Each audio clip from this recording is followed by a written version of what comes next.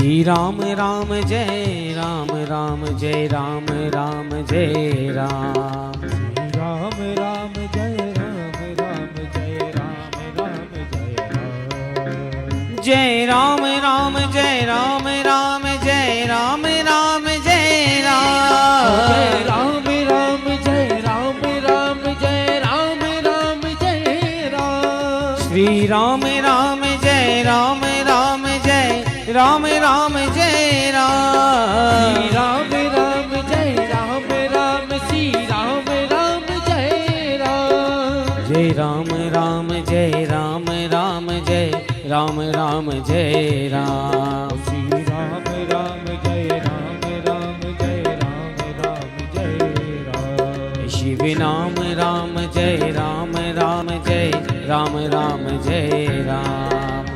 राम राम जय राम राम जय राम राम जय राम। बोलिए सद्गुरुदेव भगवान की जय।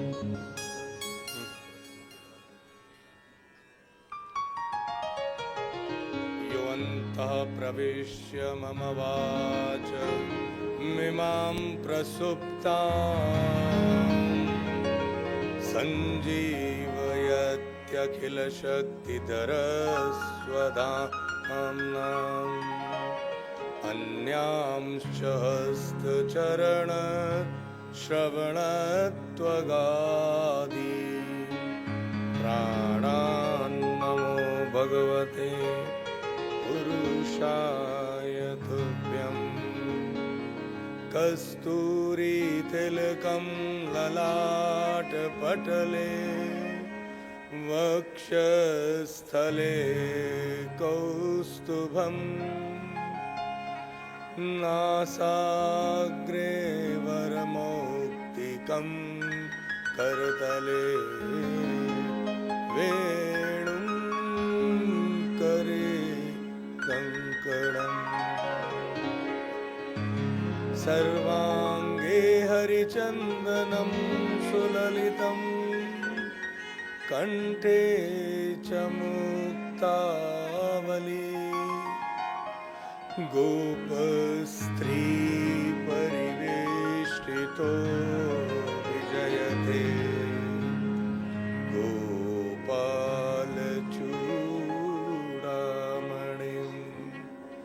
फुल्लेन्दीवरकान्तिमिन्दुवदनं वरहावतं सप्रियम्।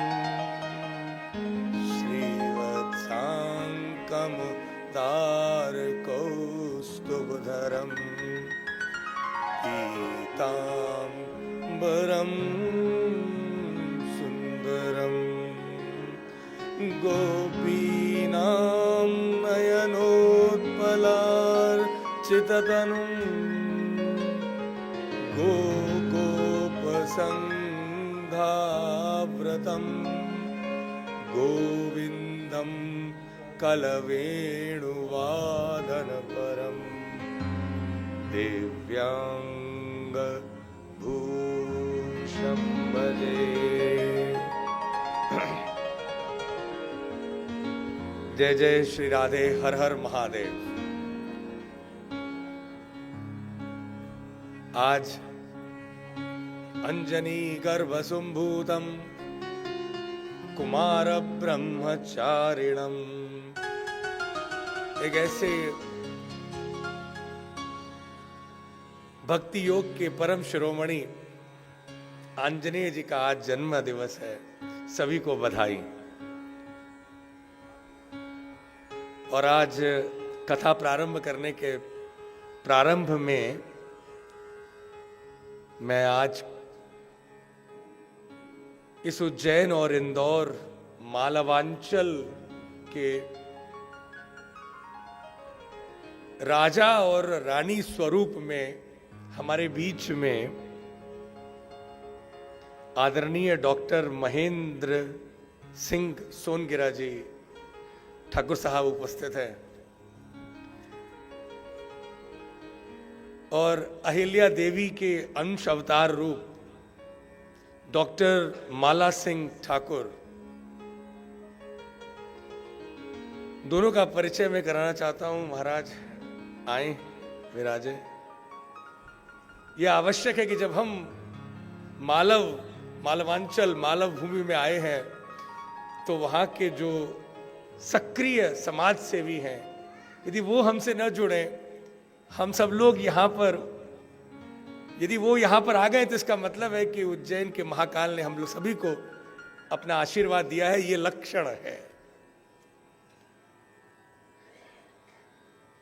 डॉक्टर माला सिंह ठाकुर जी राष्ट्रीय सचिव देवी अहिल्या त्रिशताब्दी समिति, जो राष्ट्रीय स्वयंसेवक संघ की एक बहुत बड़ी, एक अहिल्या देवी जी की महिमा बहुत बड़ी महिमा है। सारे भारत के मंदिरों का जीर्णोद्धार, जिसमें कि काशी विश्वनाथ का मंदिर है, उसको कराने वाली अहिल्या देवी जी की परंपरा को, उस समिति को आगे बढ़ाने का, उसी कार्य को आगे बढ़ाने का बेड़ा हमारी बहन दीदी ने उठा रखा है। आज वो हमारे समक्ष है। वो जनसंपर्क अधिकारी भी है यहाँ पर संघ से।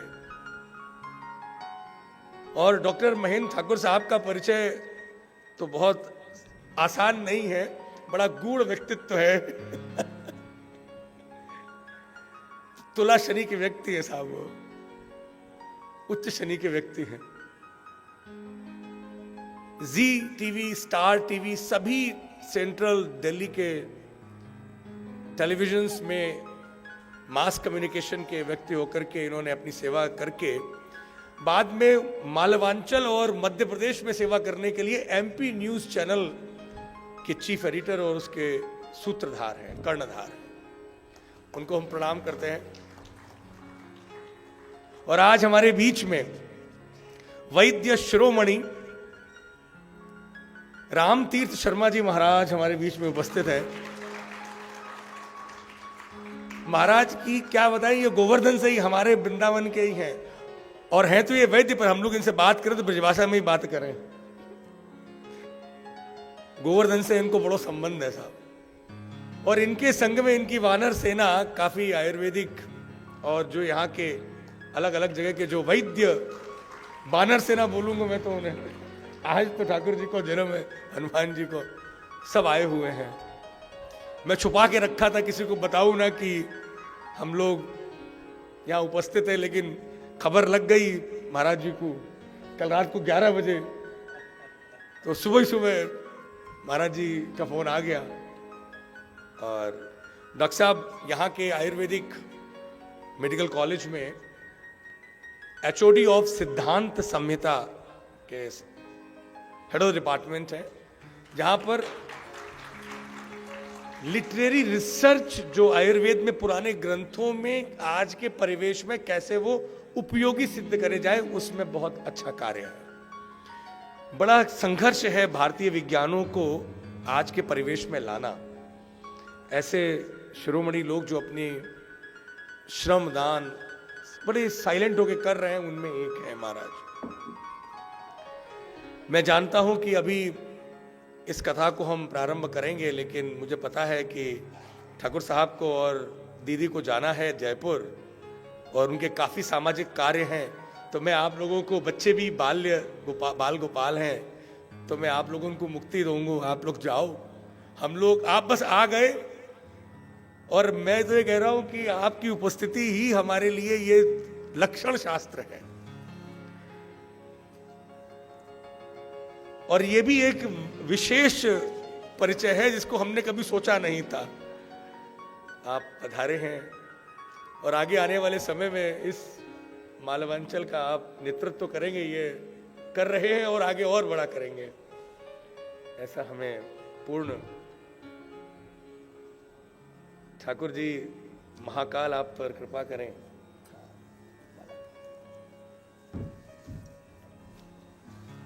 आदरणीय राम कुमार जी मल्होत्रा जी यदि यहाँ पर उपस्थित हो तो जय जय श्री राम।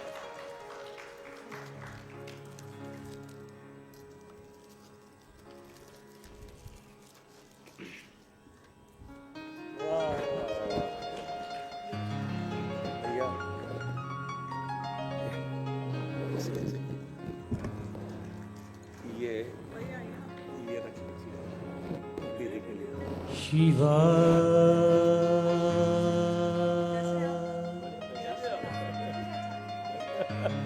शिवा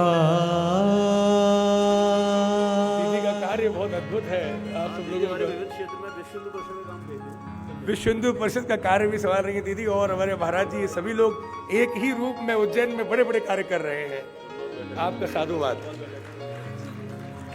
अब मैं क्या दे सकता हूँ इस पीठ से, तो ये शिव पुराण आप दोनों युगल दंपति के लिए है। शिवत्व आपके जीवन में रहे। तन्मे मनः शिव संकल्प मस्तु। शिव संकल्प हो, शुभ संकल्प हो। आगे जय जय जय महाकाल।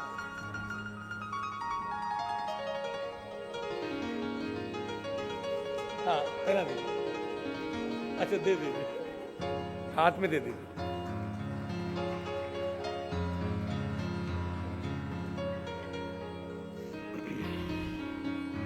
अब मैं अनुरोध करूंगा आदरणीय रामतीर्थ जी पंडित जी महाराज से कि अद्भुत जीवन सूत्र को उन्होंने पद्य रूप में गाया है, और आप सभी लोग उसका आनंद लेंगे। आप कहेंगे वाह क्या स्वरूप है। उसके बाद में कथा प्रारंभ करेंगे जीवन सूत्र पर। मैं अनुरोध करता हूं आप जरा माइक की व्यवस्था करा दें। कल का दिन आप सभी लोग जब ओमकारेश्वर के दर्शन करने गए थे, तो मुझे नहीं पता था कि हम सभी लोग वहां पर भी आपसे मिलेंगे। मैं वहां पर और आप लोग भी वहां पर, मुझे सत्य में मैं समझा कि आप लोग वहां से निकल चुके होंगे। अब भयंकर भीड़, इतनी भीड़ जिसकी कि अब तो सभी तीर्थों में भीड़ है, और ठाकुर जी की कृपा है। मेरी स्थिति बड़ी गंभीर। यहाँ के जो भारतीय युवा मोर्चा के उपाध्यक्ष हैं आदरणीय संतोष रघुवंशी जी, उन्होंने सिर्फ एक पास लगाया था, और उस जगह जहां से जाना था वहां सिर्फ 2 या 3 लोग जा सकते हैं, उससे ज्यादा लोग जा नहीं सकते। अब सब मेरी माँ है, आप कोई मेरे बहन स्वरूप है, कोई मेरे मातृतुल्य है, कोई पितृतुल्य है। अब मैं संकोच में, मेरी स्थिति बड़ी गंभीर, तब मैं ठाकुर से प्रार्थना करूं, ओमकारेश्वर जी से, मेरी तो औकात ही क्या, मेरी तो स्थिति क्या। मुझे भले ही दर्शन ना मिले, लेकिन सबको दर्शन मिल जाए। अब मैं रघुवंशी जी से कैसे प्रार्थना करूं कि सबको आप ले जाओ, एक को नहीं। अब मैं एक को तो ले नहीं जा सकता, अब सभी को अंदर करें। तो अब वो बेचारे मुस्कुरा रहे थे मुझे देख करके, तब एक कथा याद आई। बड़ा अच्छा प्रसंग है, सुनिए। और वो जीवन सूत्र है। एक भक्त ठाकुर जी के मंदिर में रोज जाता था और ठाकुर जी से बातें करता था। और ये सब कथा आपने सुनी है, पूज्य पिताजी महाराज ने ही मुझे सुनाई है, तो आपको तो जरूर पता होगी। लेकिन कथा तो ऐसा अमृत, जो जितनी बार सुने उतनी बार अच्छा। तो वो रोज बातें करता था। एक दिन बोला, तुम चुप खड़े रहते हो, बोलते बोलते कुछ हो नहीं, किसी की सहायता नहीं करते हो, सबकी सुनते रहते हो, और बेवजह तुमको सब लोग अच्छा सब अपना तुम्हें दे देते हैं, और बुरा सब जो तुम करते हो वो खुद ले लेते हैं। तो ठाकुर जी आ गए इस दिन, सच्चे हृदय से उसने प्रार्थना की। ठाकुर जी बोले, अच्छा तुम एक काम करो, आज तुम मेरी जगह पर खड़े हो जाओ, लेकिन एक शर्त है कि तुम कुछ भी बोलोगे नहीं।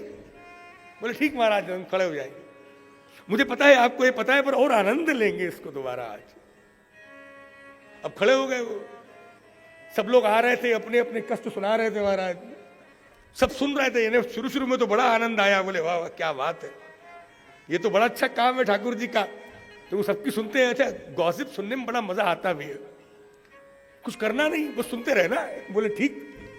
अब इतने में एक वणिक आया, बोला मुझे ओवरसीज जा रहा हूं, जहाज से समुद्र पार करके जाना है, सुरक्षित वापस आ जाऊं, ऐसी प्रार्थना है, आशीर्वाद दें। ये बोलना तो ऐसे कुछ है नहीं, तो अंदर अंदर बोला ठीक। वो चला गया। जब वो वणिक बड़ा धनाढ्य व्यक्ति था, उसका बटुआ गिर गया वहीं। अब ये आगे बढ़े कि अरे बटुआ, लेकिन उसे याद आया, स्मरण आया कि बोलना तो है ही ना। चुप खड़ा रहा। बोला देखो क्या फायदा, भगवान बन के कुछ कर ही नहीं सकते, बेकार की पोस्ट है। तो इतनी देर में एक बेचारा गरीब आया, मजदूर। बोला हमारी बिटिया की शादी होनी है, कुछ पैसा नहीं है, हे ठाकुर जी कुछ तो सहायता करा दो। इतने में उसकी नजर पड़ती बटुए पे। अब वो बड़ा प्रसन्न हो गया, बोले आप कितने महान, देखो धन दे दिया। अब इसे बड़ा गुस्सा आ रहा है। बोले देखो ये मेरे सामने चोरी कर रहा है और लिए जा रहा है, अब ये कुछ बोल सकते नहीं। अब वो ले गया। अब ये बड़े विचलित, बस सोची ठाकुर जी की स्थिति, चुप रहना है। लेकिन उसके बाद में वो वणिक ढूंढता हुआ आया। जब वो अपना बटुआ, तो वो उस समय की जो पुलिस थी उसको लेके आया, जो भी दंड के अधिकारी थे। तो इनसे रहा नहीं गया और इसने मुंह खोल दिया कि ऐसे ऐसे वो एक व्यक्ति था जो तुम्हारा पर्स ले गया और वो ऐसा ऐसा था। अब पुलिस ने उसे पकड़ लिया। खैर इन्हें कुछ पता ही नहीं, ये तो भगवान रूप में थे। ये बड़े खुश कि मैंने आज पकड़वा दिया, गलती पकड़वा दी, तुम नहीं पकड़वाते, हमने तो पकड़वाई। दोस्ती थी ठाकुर जी से। सायंकाल जब ठाकुर जी आए, बोले चलो पोस्ट बदलो, अब मैं ट्रांसफर, पावर ट्रांसफर हो गई। अब तो तुमने क्या किया आज? बोले क्या करते, आप तो कुछ बोलते नहीं, मुझसे रहा नहीं गया, तो मैंने ऐसे ऐसी घटना घटी। जो वणिक था उसका बटुआ गिरा था और मैंने सहायता कर दी उसकी, जो उसने गलत कार्य किया उसको मैंने दंड दिलवाया। बोले अरे तुमने बहुत बड़ी गलती कर दी। बोले क्या? बोले तुम कर्म के बीच में तुमने प्रवेश कर दिया। बोले उस वणिक को यदि वो पैसा उसका यहां पे रह जाता तो वो नहीं जाता समुद्र से यात्रा करने, क्योंकि समुद्र में बहुत बड़ा तूफान आने वाला था और वो बेचारा, उसको पैसा मिल गया, वो जाएगा। बहुत से लोगों को पैसा मिल जाता है तो वो जरूर बड़े बड़े ऑपरेशन करवा जाते हैं। गरीब बेचारा कभी कभी बच जाता है छोटी दवाइयों से। और वो जो गरीब, उसकी बिटिया की शादी होनी थी, वणिक का इतना बड़ा नुकसान नहीं होता, उसको कुछ काम हो जाता उस पैसे से। अब वो बेचारा जेल चला गया 3 महीने के लिए, बेटी की शादी भी महाराज नहीं कर पाएगा। तो बोले हाँ गलती तो बहुत बड़ी हो गई। ये कथा मुझे कल याद आई जब मुझसे आप मां रूप में, बहन रूप में, मेरे भाई रूप में आप सब खड़े और मैं असहाय खड़ा। मैं कर्म में, आपके कर्म के अंदर जा नहीं सकता। एक दिन पहले तो मेरे पास 4 का ऑप्शन था, लेकिन वो ऑप्शन खत्म हो गया था, मैंने मना कर दिया। अब मैं किसी 2-3 को, यदि 4 को किसी एक की सहायता करूं तो सभी लोग तो अपने हैं, सूर्य तो सभी के लिए है, यह स्थान तो सभी के लिए, आप किसी एक के लिए कैसे हो सकते हैं? हमारा सभी पूरा समाज है। अब मैंने ओमकारेश्वर से प्रार्थना करी कि देखो ठाकुर जी महाराज सभी को अच्छे से अच्छे दर्शन करवा देना, जिस तरह से हमारी मैया कहा करती थी ठाकुर जी से। तो मैं आपसे आज इस व्यासपीठ से भी क्षमा मांगता हूं। मेरी परिस्थिति बड़ी दयनीय थी, मेरे हाथ में कुछ नहीं था, मैं खुद ही लोगों की कृपा पात्र था, मेरे अधिकार पात्र नहीं था, तो मैं आप लोगों की सहायता कल नहीं कर पाया। लेकिन मैंने ठाकुर जी से प्रार्थना कर दी, मुझे अवश्य विश्वास है कि ठाकुर जी ने आपके अच्छे दर्शन करवाए होंगे। मैं सत्य कह रहा हूं, मैं जब दर्शन कर रहा था तब मैंने ये विनती रख दी थी, मैंने मेरी अर्जी सुन लेना महाराज। कर्म सिद्धांत जीवन का एक ऐसा सूत्र है जिसको मैं आगे बढ़ाऊंगा, लेकिन यदि माइक की व्यवस्था हो गई हो तो मैं पहले एक आप अद्भुत भजन सुन लें।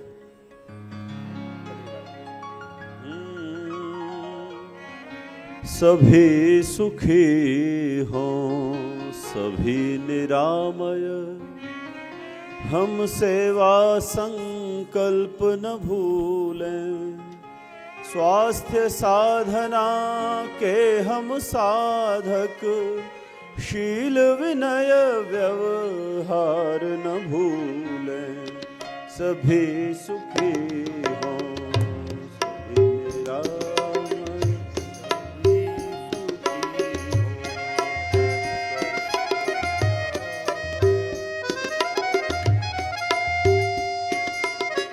राज्य स्वर्ग की नहीं कामना, नहीं मोक्ष की चाह हमें है। दुख से पीड़ित आरत आहत, बस इनकी परवाह हमें है। सबल राष्ट्र हो, स्वस्थ जगत हो, स्नेहामृत का सार न भूलें। शील विनय व्यवहार न भूलें।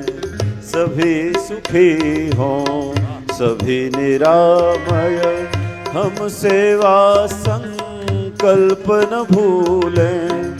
स्वास्थ्य साधना के हम साधक, शील विनय व्यवहार न भूलें।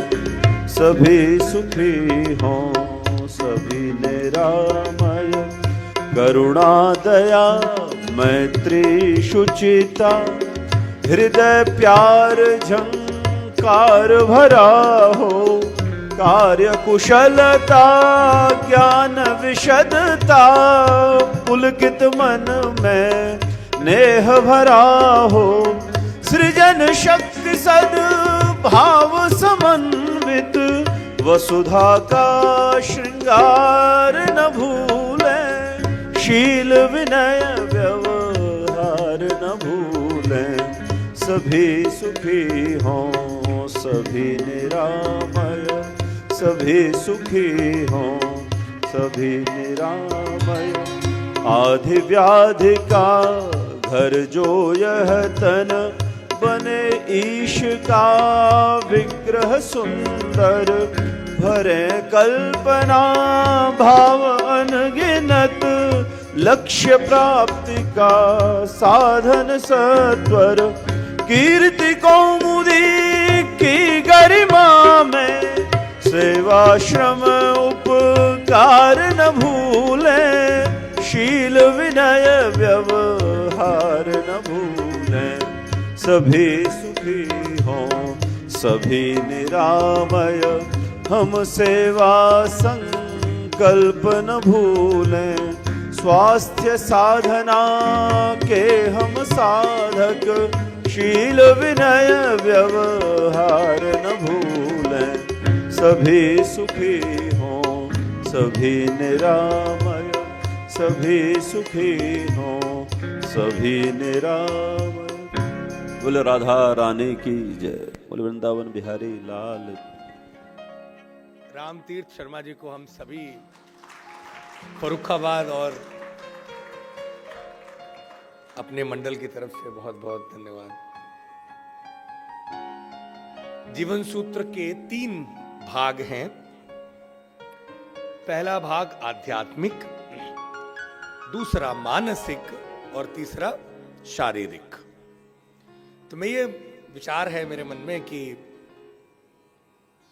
आत्मा स्वस्थ हो, मन स्वस्थ हो और शरीर स्वस्थ हो, यह अवधारणा भारतीय वाङ्मय की है।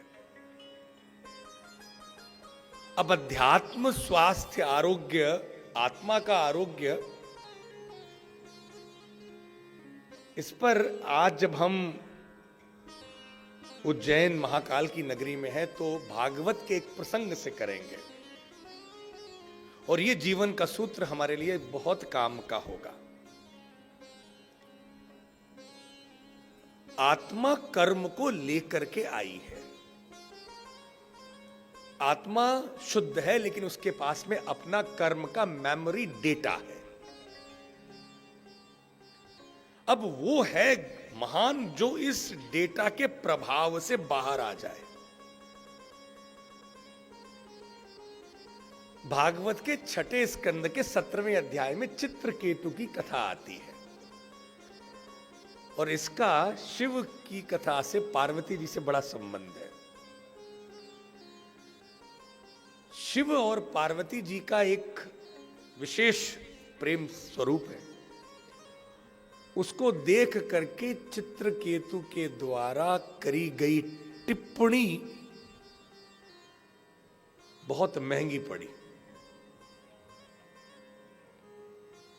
जब चित्रकेतु ने यह कह दिया कि ये किस तरीके का आचरण, दोनों साथ साथ बैठे हैं और जो ज्ञानी गण हैं वो कुछ कह भी नहीं रहे हैं, शिवत्व को समझ नहीं पाए ना वो महाराज। कभी कभी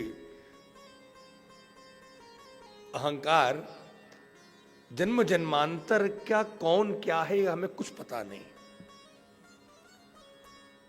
कर शिव तो भोले बाबा है, उन्होंने तो कुछ कहा नहीं, कोई बात नहीं। लेकिन पार्वती जी को बड़ा कष्ट हो गया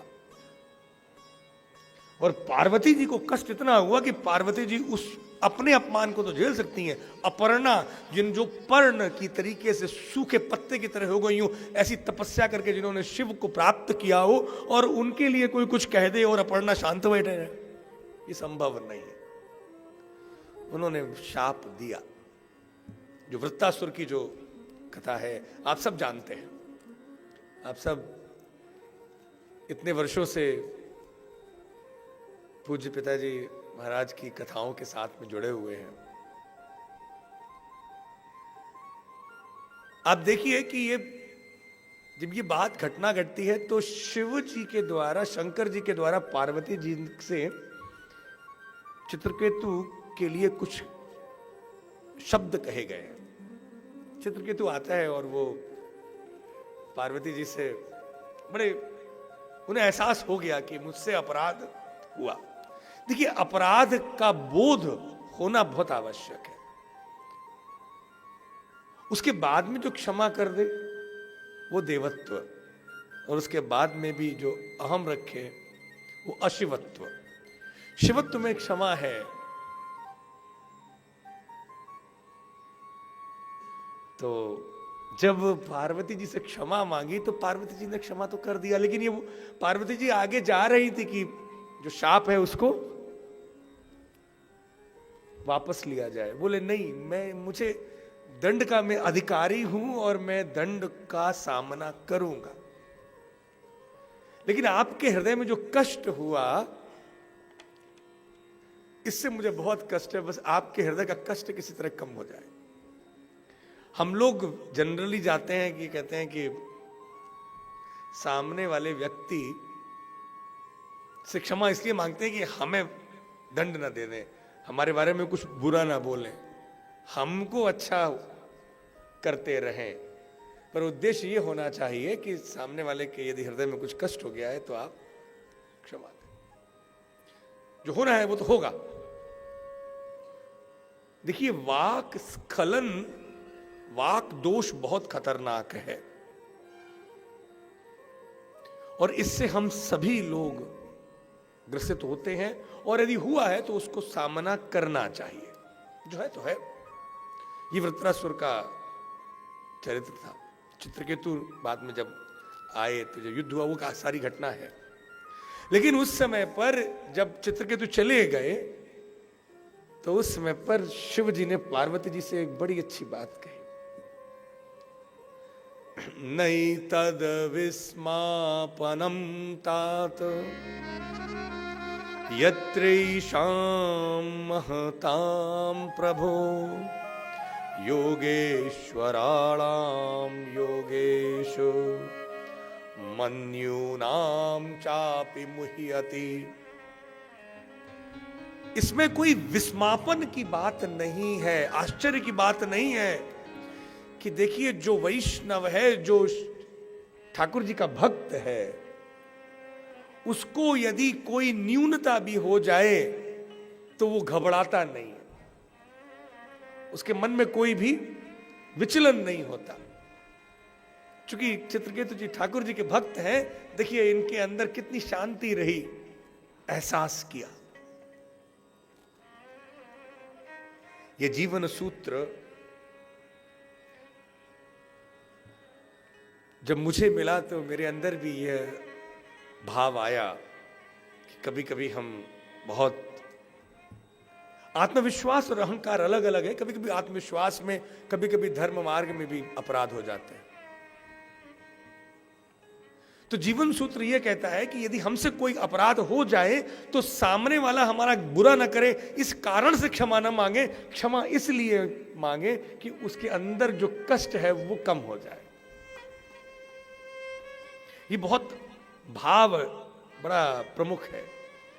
कल जब नर्मदा में स्नान करने गया तो हमारे साथ में जो रघुवंशी जी थे, तो उन्होंने कहा कि स्नान करके बड़ा अच्छा लग रहा होगा।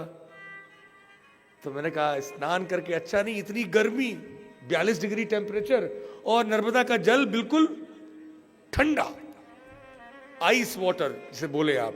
घुसने में लगे कैसे घुसे महाराज, जब घुसे तो जब डुबकी लगाई तो बड़ो आनंद आया। तब मैंने देखा कि उसमें वो जो केवट है, मेढक है, क्या इनको भी मुक्ति मिल रही है? क्या इनको भी वो आनंद मिल रहा है? मिल रहा भी होगा या न मिल रहा हो, किसे पता। कारण है भाव शुद्धि। भाव दूषित हो गया तो सब खत्म। सामने वाला क्या सोचता है अब आप चिंता ना करें, बस अपने हृदय में भाव शुद्ध रखें। और ये युद्ध है, ये प्रतिक्षण आपके जीवन में आपसे आपकी लड़ाई है। यही है जो आप जिस दिन अपने युद्ध में अपने आप से लड़ते हुए कभी न कभी तो जीत ही लेंगे। रुकना नहीं है, हारना नहीं है। हार मान गए तो समाप्त हो जाएगा। युद्ध करते ही रहना है, लगे रहना है। नहीं, हमसे गलती हुई, हम पुनः प्रयत्न करेंगे कि हम फिर भाव शुद्ध कर ले। चाहे गुरु हो, चाहे माता पिता, चाहे बड़े, सब पांच भौतिक शरीर से ही तो आए हैं, वही पांच भौतिक शरीर है। इसलिए भाव हमारे अंदर शुद्ध होने से हमें लाभ होगा। नर्मदा में स्नान करते समय मैंने उस भाव से स्नान किया तो लगा कि यह जो चरक संहिता में शारीर स्थान का प्रप्रथम अध्याय, कतिदा पुरुषीय अध्याय आचार्य, उसमें स्पष्ट रूप से चरक लिख रहे हैं, कह रहे हैं कि आपके अंदर के पंच महाभूतों को प्रकृति के पंच महाभूतों से लय कर दो।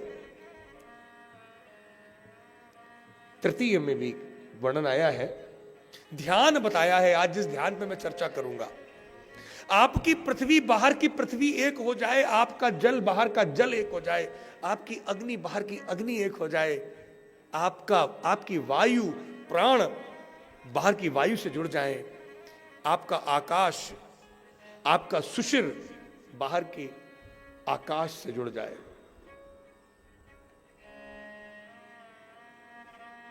यदि ये हो जाए तो आपका विस्तार हो जाता है और आपकी चेतना का विस्तार, अब आप प्रकृति में लय हो जाने पर आपका विस्तार प्रकृति की जितना बड़ा। यह ध्यान जब हो जाता है तब ठाकुर जी में शरणागति करेंगे तो अद्भुत आनंद मिलेगा।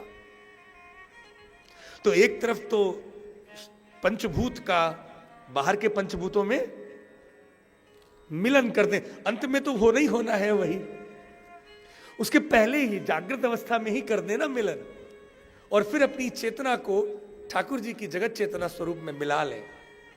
उसके लिए प्रेम तत्व, माधुर्य। देखिए, ज्ञान, वीर रस, ज्ञान, वीरत्व और माधुर्य, जब ये तीनों का संगम है तब जो सम्मिश्रण बनता है वो बड़ा अद्भुत है। माधुर्य को कमजोर मत समझे, वीरत्व के साथ में माधुर्य है। नरसिंह भगवान का वो वीरत्व पर प्रहलाद के लिए इतना मधुर।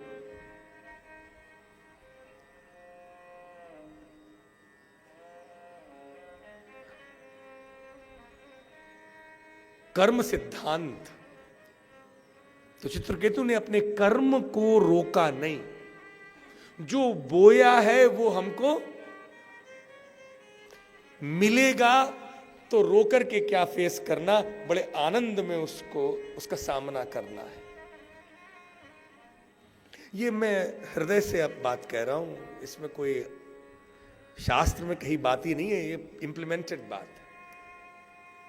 दो संभावनाएं हैं। एक रो रो करके आप, कष्ट का मतलब है हमारे द्वारा करे गए संचित कर्मों में कोई ना कोई अपराध हुआ, इस कारण से आज कष्ट मिल रहे हैं।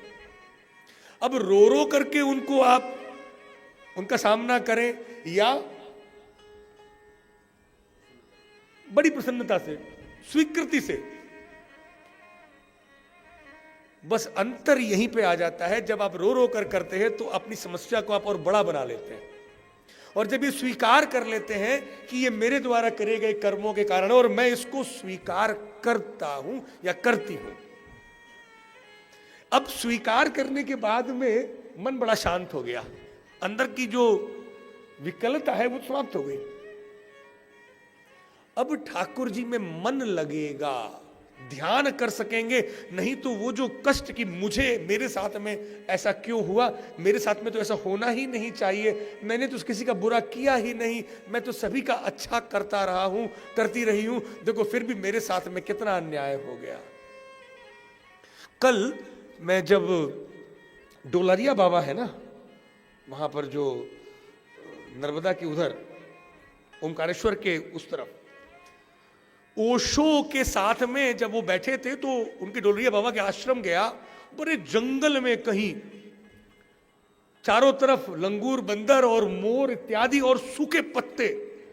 जब मैं वहां गया तो देखता हूं कि यहां पे कैसे उस जमाने में वो रहे होंगे।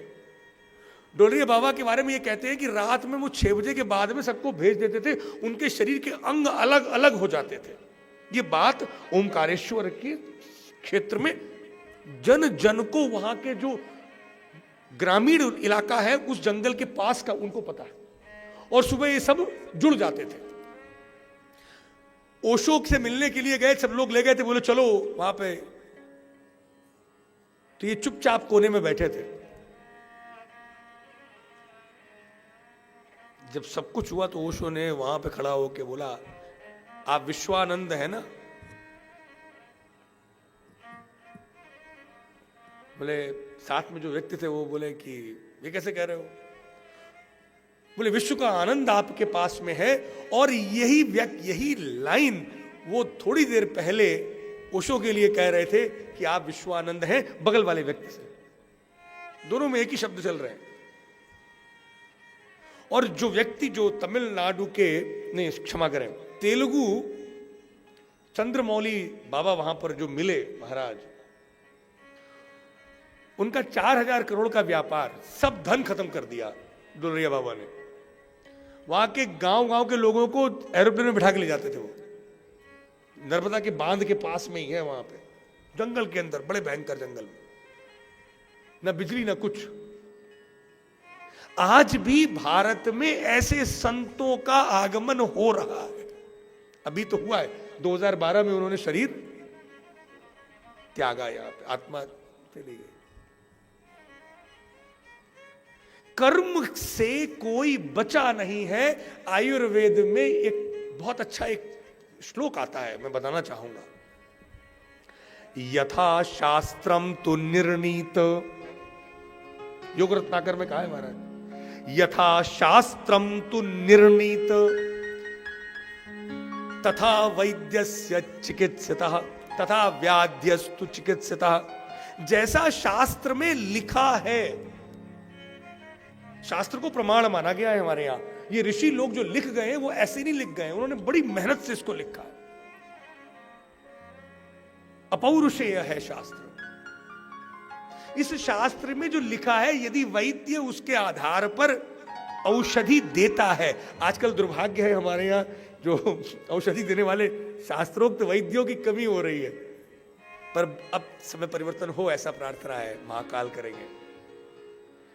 शास्त्र में जो लिखा है, शास्त्रों ने इतनी सहायता कर दी है कि तुम बस ये देख के ये दवाई दे दो, बस इतना भी तो नहीं करना चाहते हैं हमारे वैद्यगण।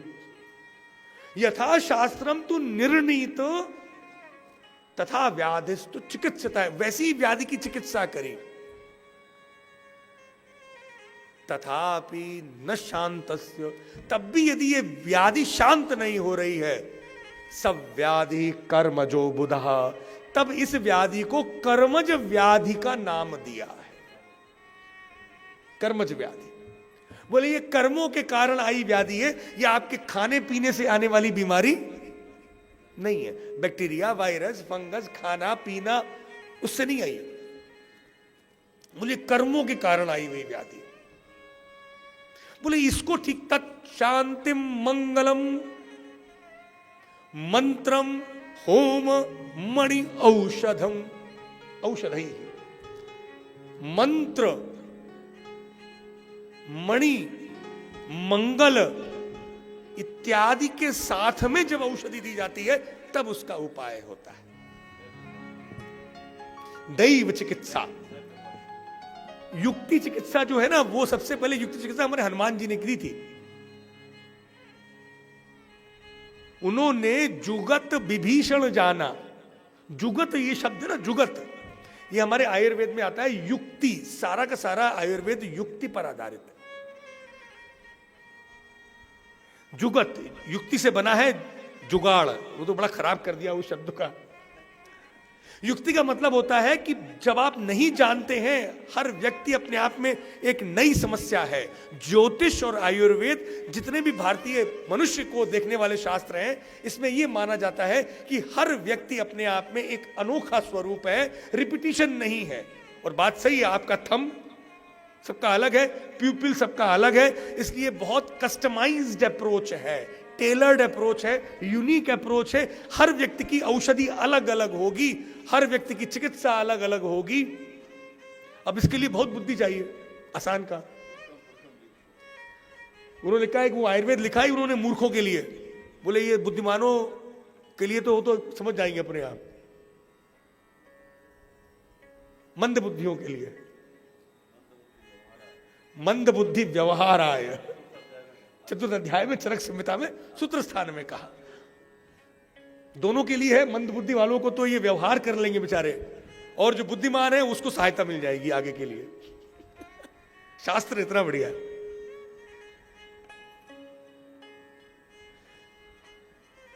आप ये जो कर्मज व्याधि है, ये कर्म व्याधि ही नहीं है, ये सकल जीवन में जो भी कुछ हो रहा है वो कर्म उसका आधार है। ठाकुर जी से आप ये न मांगे कि आप किसी तरह से मुझे मेरे कर्मों को हटा दो, भाई मेरा काम करा दो। बोले ना, वो चुप बैठे हुए, मैंने बताया ना खड़े हुए थे। जिसका जिसका जो जो कर्म उस हिसाब से वो चलने देते हैं, कालचक्र चल रहा है। आप ये यदि हमें मिल जाए कि ठाकुर जी हमें आपकी शरण में शरण की प्राप्ति हो जाए, हमारे हृदय में भक्ति आ जाए और हमें खूब कष्ट मिले। अब कष्ट मिले, हमने गलती की तो अब कष्ट मिलेंगे, तो हम कष्टों को बड़ी शिद्दत से, ये जो उर्दू का शब्द है जरूर लेकिन है बड़ा प्यारा, बड़ी शिद्दत से इसका सामना करेंगे, उसको फेस करेंगे। क्या दिक्कत है, पूरी श्रद्धा से।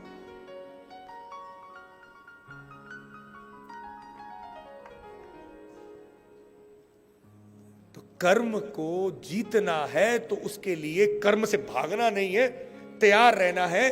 और फिर प्रयत्न, जब पौरुषत्व, जब आप तब अपना प्रयत्न करेंगे तब सिद्धि मिल जाएगी।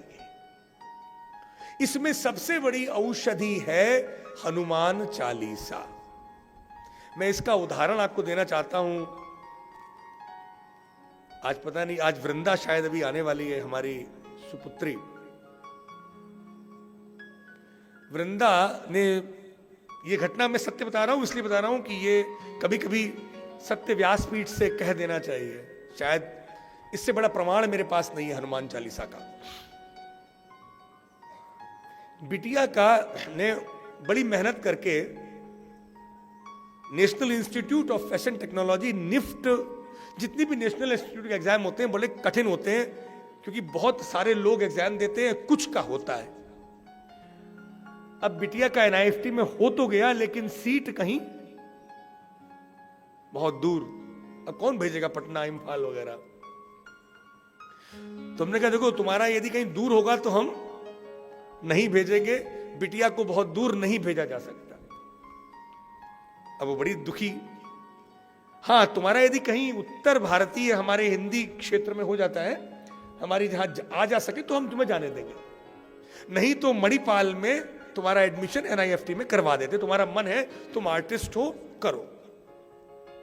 और मैंने उसकी फीस भी जमा कर दी मणिपाल में।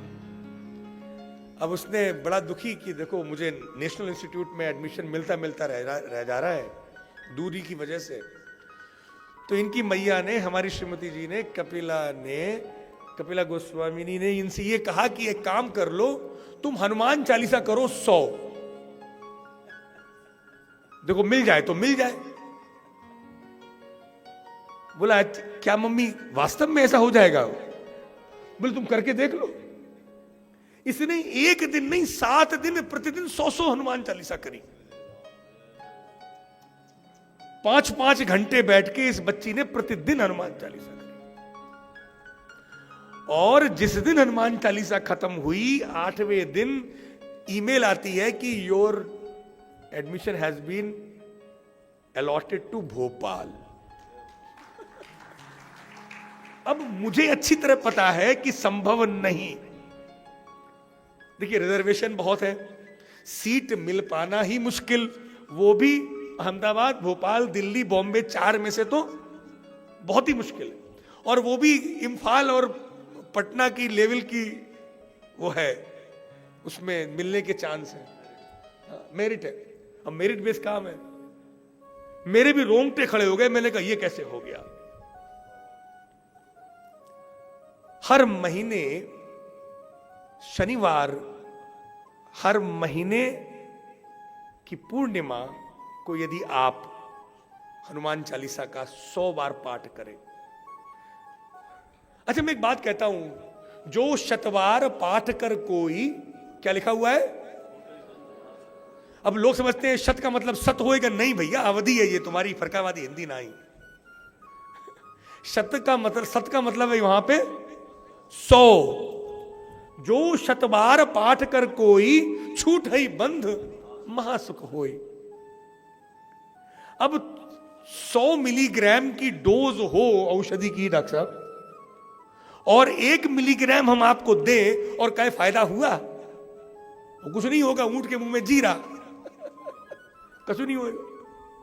अब डोज तो है 100 की और ले रहे हो 1 ग्राम 100 ग्राम की बजाय, वो कैसे काम करेगी? और जितना भारतीय जनमानस है, उससे पूछो हनुमान चालीसा पढ़ते हो? बोले हाँ हाँ पढ़ते हैं, रोज पढ़ते हैं साहब सुबह उठते ही। एक तो हमारा आधा पूरा दिमाग कहाँ कहीं रहता, ऊपर से एक कहाँ काम करेगी। या तो हर पूर्णमासी को 100 हनुमान चालीसा करो, और न कर सके तो 10-10 हनुमान चालीसा 10 दिन का संकल्प ले लें। 10 दिन का 10-10 हनुमान चालीसा, तो 10 दिन में 100 हनुमान चालीसा हो जाती है। फिर संकल्प दोबारा ले लें, और ये हनुमान जी को ही सुनाना है। ये निश्चित रूप से दैव चिकित्सा है। इससे बड़े बड़े काम होते मैंने और देखे हैं, जिनको मैं साझा न करूं ज्यादा अच्छा, एक कर दिया बस। ये तो बेटी का है, तो सत्य बोलूंगा, घर के अंदर की घटना है। और ऐसी कम से कम 100 घटनाएं मैं देख चुका हूं। तब मुझे समझ में आया कि हनुमान जी की तो कृपा बड़ी विशेष है। एक बल, एक थोड़ी बुद्धि हो जाए तो इतना अहंकार होता है, इनके पास तो महाबल है, और तो भी ये दासानुदास हैं, अपने लिए कुछ करते नहीं हैं। अब हनुमान चालीसा में जो 40 जो दोहे हैं, हर दोहे की अपनी एक विशेषता है। श्री गुरु चरण सरोज रज। देखिए कितनी बार भी सुन लो कम है, और आज मैं इसका व्याख्यान दूंगा क्योंकि ये औषधि है, जीवन का सूत्र है। श्री गुरु चरण सरोज रज, निज मन मुकुर सुधार। वर्णौ रघुवर विमल यश, जो दायक फल चार। बुद्धिहीन तनु जानिके, स्मरणो पवन कुमार, बल बुद्धि विद्या देहु मोहि, हरहु क्लेश विकार। जय हनुमान ज्ञान गुण सागर, जय कपीश तिह लोक उजागर। अब ये फॉर्म भरते हैं ना हम लोग शुरू में, father's name, mother's name, address. जय हनुमान, विजयी हैं आप, जय आपके साथ है। जय हनुमान ज्ञान गुण सागर, जय कपीश तिह लोक उजागर। राम दूत, जॉब क्या है आपका, ऑक्यूपेशन? राम दूत अतुलित बल धामा, ये क्वालिफिकेशन है इनकी, डिग्री। अतुलित बल धामा, अंजनी पुत्र पवन सुत नामा। Son of father and mother दोनों के नाम दे दिए गए। अंजनी पुत्र पवन सुत नामा, महावीर, महावीर विक्रम बजरंगी। अब देखिए जॉब प्रोफाइल क्या है, कुमति निवार सुमति के संगी। कहां पे काम करते हैं? जहां पे सुमति के लोग होते वहीं पर इनकी जॉब है, कुमति के संग में नहीं। उनको तो ठीक कर देते हैं। कुमति निवार, काम क्या करें? कुमति का निवारण और सुमति के संग। कुमति निवार सुमति के संगी। कंचन, अब बॉडी टाइप, कंचन वर्ण विराज सुवेशा। बड़ा कंचन का वर्ण का मतलब है, ये फिर विषय जीवन सूत्र का है। स्वर्ण का जो तात्पर्य है वो हमारे आयुर्वेद में अक्षय शरीर को स्वर्ण कहा गया है, रसायन स्वर्ण कहा गया है, जिसका क्षय ना हो। लोहे पर जंग लगेगी, चांदी पर वो काली आ जाती है, तावे पर हरा हरा आता है। स्वर्ण शुद्ध है, शुद्ध शरीर।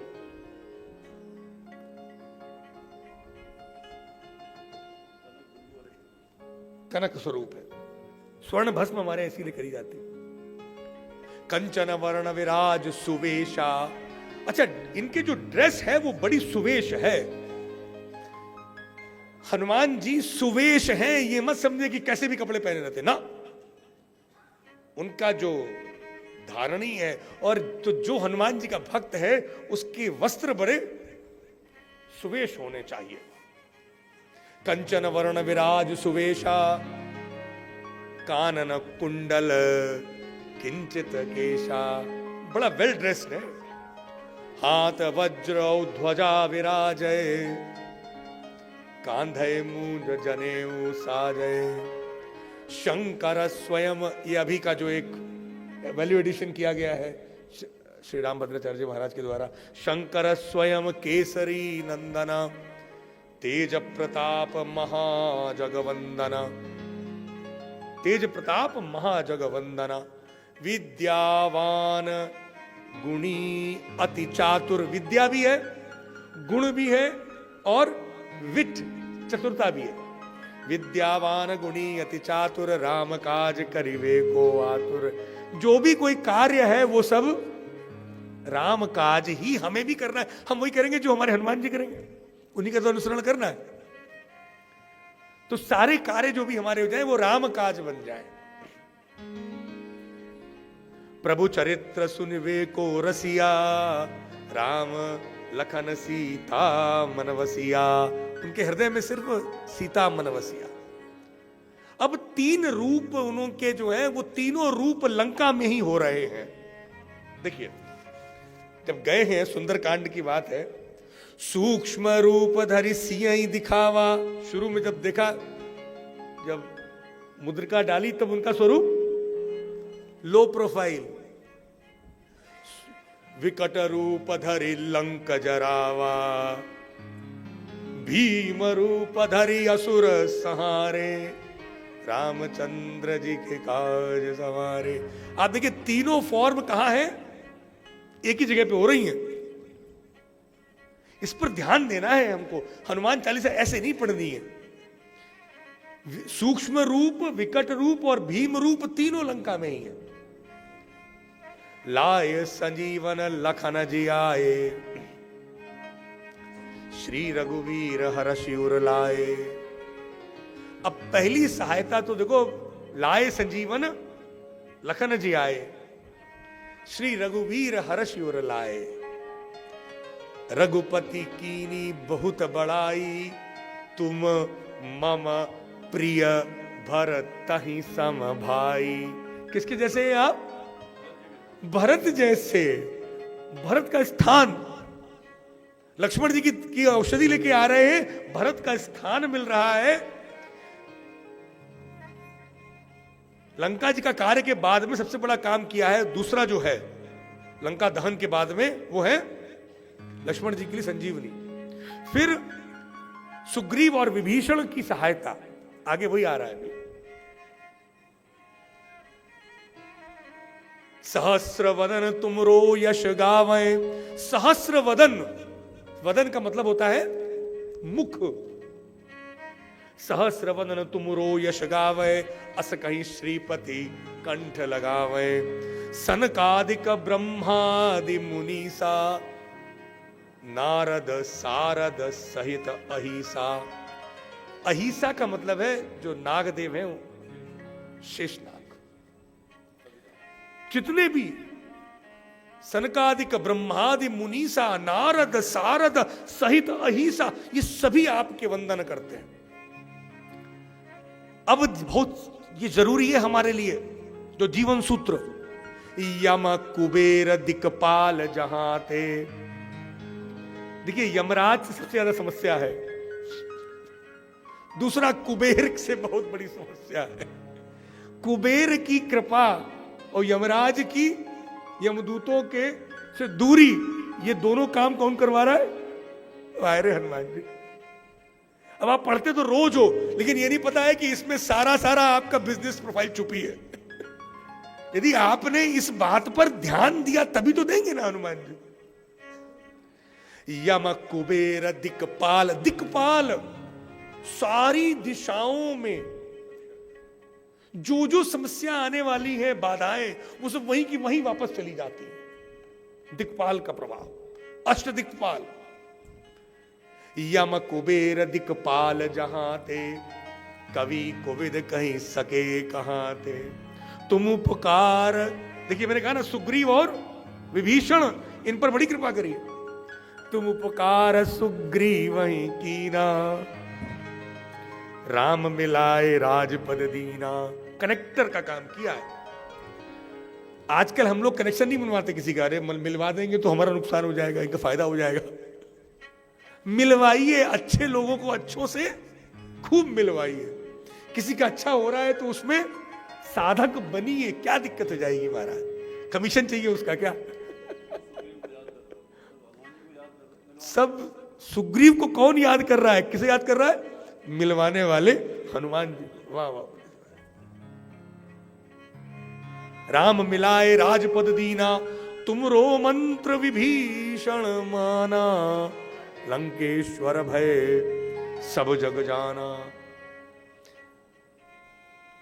आपने ये जो ये सुना है ना, जननी जन्मभूमिश्च स्वर्गादपि गरीयसी, इसके आगे की एक और लाइन है जो अभी पंडित महाराज बोल रहे हैं, अपि स्वर्णमयी लंका न मे लक्ष्मण रोचती। वो प्रसंग बहुत मुख्य है, आवश्यक है जानना। जब सुग्रीव को लंका का अधिपत्य मिलने वाला था तब बड़े संकोच में लक्ष्मण जी से कहा, बोले भैया से कहो ना, क्यों जा रहे हो अयोध्या, यहीं रुक जाओ। बोले अपि स्वर्णमयी लंका, अपि स्वर्णमयी लंका न मे लक्ष्मण रोचती। मुझे ये रुचती नहीं है। क्यों? जननी जन्मभूमिश्च स्वर्गादपि गरीयसी। ये सबको पता है जननी और जन्मभूमि। तो उन्होंने लंका का सारा वैभव दे दिया। युग सहस्र योजन, इसके बाद में तुम उपकार सुग्रीव कीना, राम मिलाए राजपद दीना। तुमरो मंत्र विभीषण माना, लंकेश्वर भय सब जग जान। युग सहस्र योजन पर भानु, लील्यों ताहि मधुर फल जानू। युग सहस्र योजन, जो सहस्र योजन है ना, शत योजन तो लंका, वो तो पाई। और वो टेस्टिंग थी भाई, मिसाइल टेस्ट करते ना आप, और पहले टेस्टिंग करी शतयोजन वाली, क्योंकि उनके पास में ऑलरेडी सहस्र योजन का तो पुराना अनुभव। युग सहस्र योजन पर भानु, लील्यों ताहि मधुर फल जानू। और ये बाल हनुमान की कृपा है, जो मैं कल बता रहा था ना, बाल हनुमान की। कल थोड़ा मैं बहुत सीरियसली बात कर रहा था, क्योंकि मुझे ये बड़ा कष्ट है कि आप बाल हनुमान की सेवा नहीं करते। सब हनुमान जी बड़े बड़े, अरे अंजनी भाव से करके तो देखो एक बार आप, आंजनेय की सेवा देखिए कितना अच्छा होता है आपके जीवन में। अच्छा नहीं, अंदर स्वभाव बदल जाएगा, भय खत्म हो जाएगा। आपकी जो संतति है उनके भाई बन गए ना, आपके भाई ना बनाओ, उनको अपने संतानों का भाई बना। युग सहस्र योजन पर भानु, लील्यों ताहि मधुर फल जानू। प्रभु मुद्रिका मेली मुख माही, जलधि लांघि गए अचरज नाही। ये तो पता है, दुर्गम काज जगत के जेते, सुगम अनुग्रह तुम रेते थे। जब भी कभी दुर्गम काज आ जाए तब ये लाइन अवश्य बोलिए, तो आनंद में सुगम हो जाएगा दुर्गम। दुर्गम काज जगत के जेते, सुगम अनुग्रह तुम रेते थे। राम दुआरे तुम रखवारे, होत न आज्ञा बिनु पैसारे। सब सुख लहाए तुम्हारी शरणा, तुम रक्षक काहू को डरना। तुम रक्षक काहू को डरना, इसको प्रोग्रामिंग में डाल लीजिए। तुम रक्षक काहू को डरना, आपन तेज सम्हारो आपे, तीनों लोग हाँकते कापे। भूत पिशाच निकट नहीं आवे, महावीर जब नाम सुनावे। देखिए, रोग दो तरह के हैं हमारे आयुर्वेद में। नाशय रोग हरय सब पीड़ा, तो वैद्य का तो सबसे बड़ा वैद्य तो वही हो गए। नाशय रोग हरय सब पीड़ा, जपत निरंतर हनुमत वीरा। देखिए, एक तो है मानसिक रोग और एक शारीरिक। भूत पिशाच निकट नहीं आवे, ये सत्य में बाधाएं होती हैं। और जब कभी बिना किसी कारण के हमारे अंदर जब दुख अशांति आने लगे, तो इसका अर्थ यह हुआ कि कुछ ना कुछ अल्प सत्व के व्यक्ति को ही बाधा लगती है। चरकाचार्य ने यह कहा है, जो प्रवर सत्व है उस पर बाधा नहीं आती, वो वापस चली जाती है। इसलिए अंजनेय का ध्यान करते ही आपका मन सशक्त हो जाता है, फिर बाधा ना लगे। रोगों का तो निवारण करते ही। संकट कटय मिटय सब पीड़ा, जो सुमिरै हनुमत बलबीरा। जय जय जय हनुमान गुसाई। नहीं, संकट नहीं, इसके नाशय रोग हरय सब पीड़ा, जपत निरंतर हनुमत वीरा। संकट ते हनुमान छुड़ावे, मन कर्म वचन ध्यान जो लावे। संकट ते हनुमान छुड़ावे, मन कर्म वचन ध्यान जो लावे। अब संकट के समय पर इसका बड़ा कुछ लोगों ने मजाक उड़ाया। पिक्चरों में विशेष तौर से आपको मिलता है, जय हनुमान ज्ञान गुण सागर, जय कपीश तिहुँ लोक उजागर। और वो दिखाते हैं कि कोई डरा रहा है और वो हनुमान चालीसा कर रहा है, और ये बड़ा दुख का विषय है। मन कर्म वचन जब ध्यान आप करेंगे, वही बात है ना चित्रकेतु वाली, डरता नहीं है वो। कष्टों में आप शांत होने का आपके अंदर भाव जब आ जाए, तब आप हनुमान चालीसा पढ़ने के अर्हत्व प्राप्त करते हैं।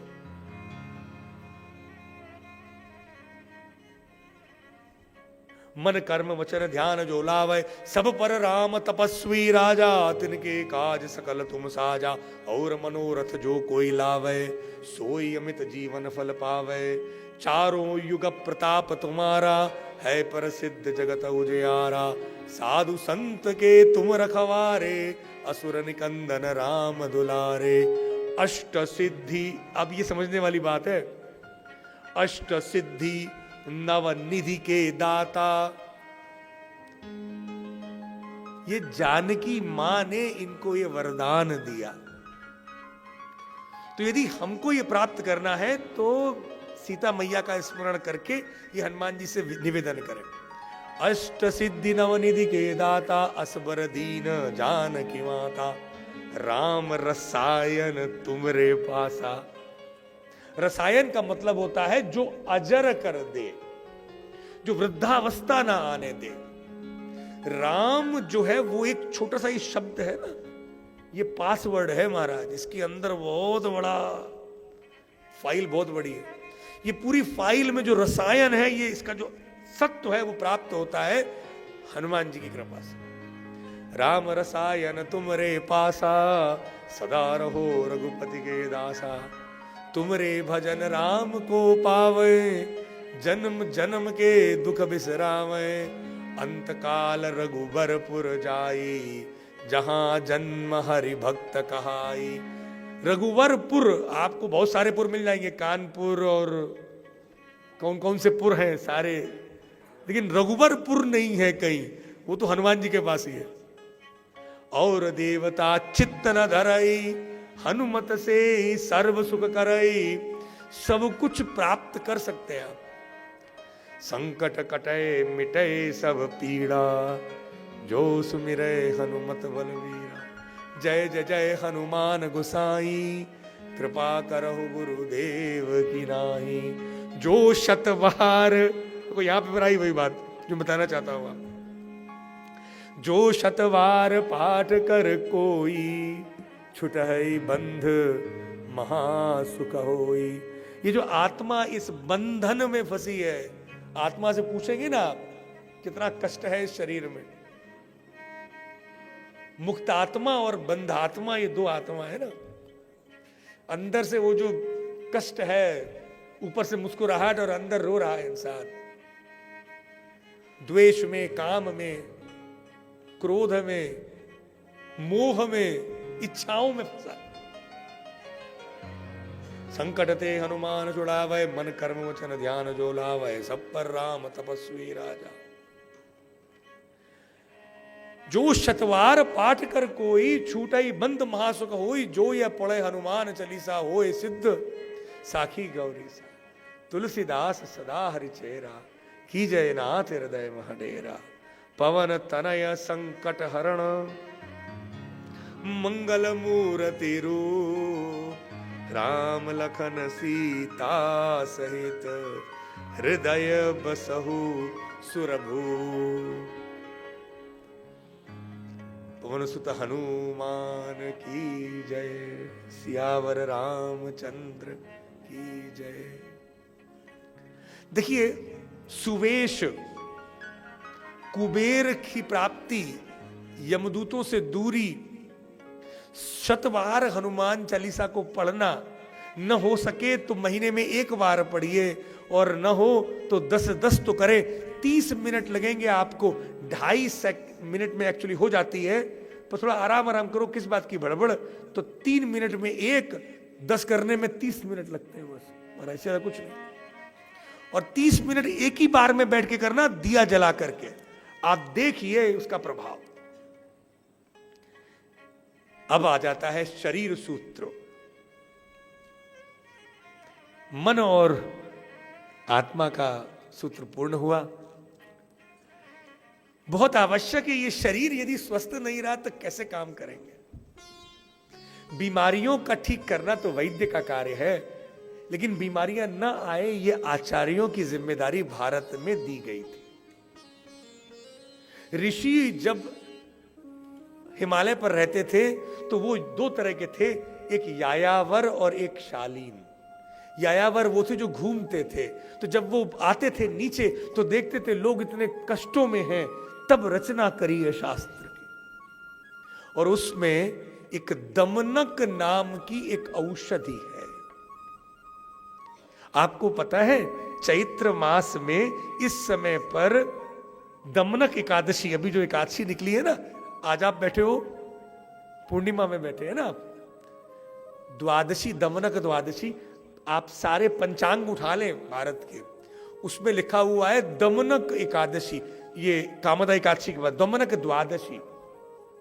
कहते हैं ठाकुर जी को दमनक का अर्पण कराएं, एमनीसिया, आर्टिमिनीसिया, जो हर्ब है जिसको दोना कहते हैं यहां पे अपने हिंदी बेल्ट में। आर्टिमिनीसिया में जो एक आश्चर्य की बात मैं आपको बताता हूं, हमारे गोपाल भट्ट गोस्वामी जी विष्णुपाद ने तो ये हरिभक्ति विलास में लिखा है कि चैत्र मास में राधारमण लाल को दमनक की माला पहनाना चाहिए। तुलसी, दमनक और चंदन की माला पहनाना चाहिए, और वो यदि भक्त उसका जल पी ले तो पाप क्षय होता है, काम पर संयम होता है, शरीर में शक्ति आती है। पूज्य पिताजी महाराज ने मुझे, चूंकि मैं आयुर्वेद का विद्यार्थी हूं, तो मुझसे 1 महीने पहले कहा कि दमनक पर थोड़ा सा रिसर्च करो, और मुझे बड़ा आनंद है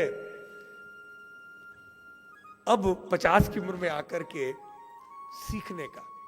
और जो भी कुछ हूं वो नित्य प्रतिदिन कुछ न कुछ बताते रहते हैं।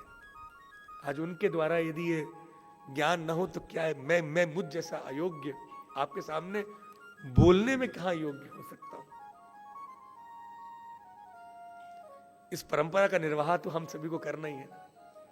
तो दमनक के बारे में जब शोध करने को कहा, तब मैंने दक्षिण भारत में एक वैद्य हैं, वैद्य अजयन, जो तमिलनाडु और आंध्र में काफी अच्छा शोध का कार्य कर रहे हैं। मैंने उनको फोन किया, मैंने कहा मैटर तो बहुत दिख रहा है, बाबा रामदेव के, बालकृष्ण जी का भी मैंने देखा है, मेरे पास में भी है, लेकिन मुझे वो व्यक्ति बताओ जिसने इसका प्रयोग किया। मैंने तो किया नहीं। इतना बड़ा है ये औषधि वांग्मय भारत का, हजारों लाखों औषधियां हैं, कितनी एक जीवन काफी नहीं। तो पता ये पड़ा कि वैद्य अजयन जी ने मुझे बताया कि चाइना की एक डॉक्टर तू यो को नोबेल प्राइज मिला है दमनक पर, और उसने एंटी मलेरियल दवा निकाली इससे। और ये हमारे मंदिरों में, श्रीरंग का जी का मंदिर है ना तमिलनाडु में, मुरुगन का मंदिर है ना, मुरुगन का, वहां पर दमनक की माला पहनाई जाती है। इस समय से नित्य प्रतिदिन घर घर में दमनक की माला बनती है, और उसका जो जल है स्नान के बाद में वो पिया जाता है। और चाइना की डॉक्टर तू यो ये रिसर्च प्रूव कर रही है, इसमें नोबेल प्राइज मिल रहा है, ये तो ऑन रिकॉर्ड है, आप जाके देखो ना। हम मूर्ख हैं, हमें पता नहीं, हमारी धरोहर लोग ले जा रहे हैं। दमनक से उसने एंटी मलेरियल मेडिसिन निकाली, क्योंकि वहां पर मलेरिया बहुत है, भारत की तरह से ट्रॉपिकल कंट्री है। हम नहीं कर रहे हैं, हमारा तो वो 1000 साल का समस्या है, क्या करें। वैद्य जी तो बस आ गए, पता नहीं क्या कर रहे हैं। वैद्य लोग जो आए हुए हैं, हमारे वैद्य वानर समुदाय से मेरी विनती है आप पढ़े। तो दमनक से इसलिए इस समय पे लिया जाता है जिससे कि अभी गर्मी शुरू हो रही है, बैक्टीरिया वायरसेस का इंफेक्शन लगता है। और दमनक यदि आप रोज थोड़ी थोड़ी मात्रा में तुलसी के संग में ले लें तो आपको कोई भी बैक्टीरिया वायरस की बीमारी लगती नहीं है। प्रोफाइलैक्टिक रेमेडी है वो। तो मेरा ये अनुरोध है कि आप लोगों को ये दमनक चाहिए तो बता देना, हम उसको प्रोवाइड नवकानन में हमने थोड़ा सा उसको लगवा रहे हैं, मंगवाई है। इस साल तो नहीं दे पाएंगे क्योंकि पौधा अभी लगाए हैं, अब अगली साल जरूर हम आपको दमनक दे देंगे। जीवन तो अभी है हम लोगों का। आश्चर्य की बात तब मिलती है जब मैं आयुर्वेद की पुस्तक लेता हूं और अपनी भागवत लेता हूं और समानता मिलती है, तब लगता है ये तो एक ही है। गोपाल भट्ट गोस्वामी विष्णुपाद कहते हैं आंवला की स्नान करना चाहिए। आंवले को पानी में डाल के उससे नहाओ तो 100 साल तक युवा रहोगे। और यही तो लिखा हुआ है ना, योग रत्नाकर ने, चरक ने हर जगह कहा है आंवला की स्नान करो आयुर्वेद चिल्ला चिल्ला के लिख रहा है और ये सब अंधे बैठे हुए हमारे यहां। वह स्थापना नाम आमलक्यानम, आमल की वय को रोक देता है, बुढ़ा नहीं होने देगा आपको, चरक कहते हैं। और वही बात हमारे आचार्य भी लिख रहे हैं। अरे आयुर्वेद को छोड़ो, कम से कम आचार्यों की तो बात मान लो।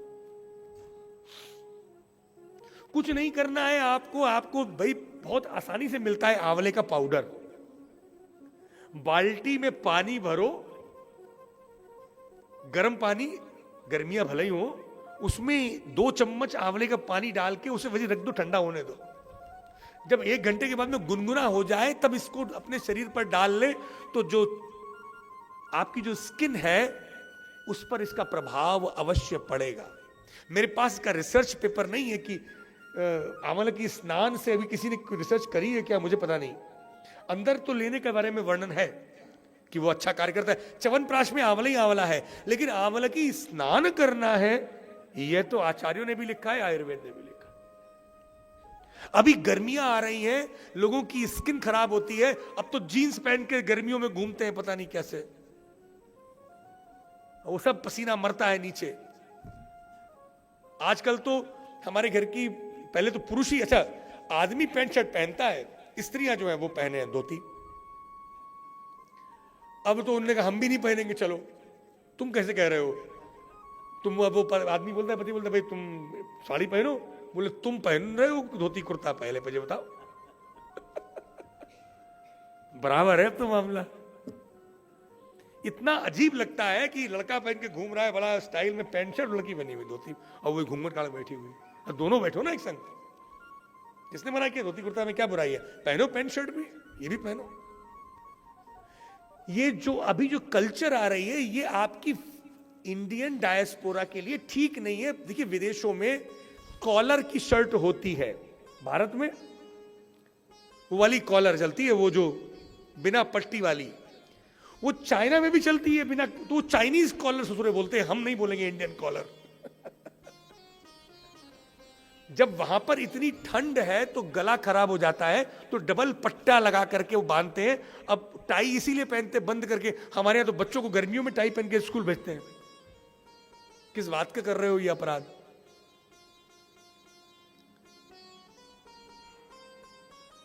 आपको ये जो वस्त्र है इस समय पर ये भी चिकित्सा का अंग है। हमारे यहां गर्मियों के अलग कपड़े सूती, वर्षा ऋतु के सिल्क के कपड़े रेशमी, शरद ऋतु में थोड़े थोड़े ऊनी हाफ स्वेटर वाले, दुशाला हल्का वाला ऊनी, हेमंत शिशिर में बढ़िया गरम कपड़े, वसंत में कपड़े ही नहीं, रंग ही रंग रंगीन कपड़े, होली के समय। तो मेरा अनुरोध है कि आप आंवला की स्नान करें। मंदिर इसलिए जाएं कि वो जो तुलसी का जो चंदन आपको देते हैं, हमारे दक्षिण भारत में हर मंदिर में चंदन देते हैं वो पंडित जी, और तुलसी का जल देते हैं। वो लेते ही शरीर के अंदर बीमारी ठीक हो जाती। रसायन प्रोफाइलैक्टिक एंटीवायरल है। अब मंदिर में जो आप चरणामृत लेते हैं उसमें कर्पूर होता है ना, उसमें चंदन होता है ना, वो आपके शरीर को, पित्त को ठीक करता है।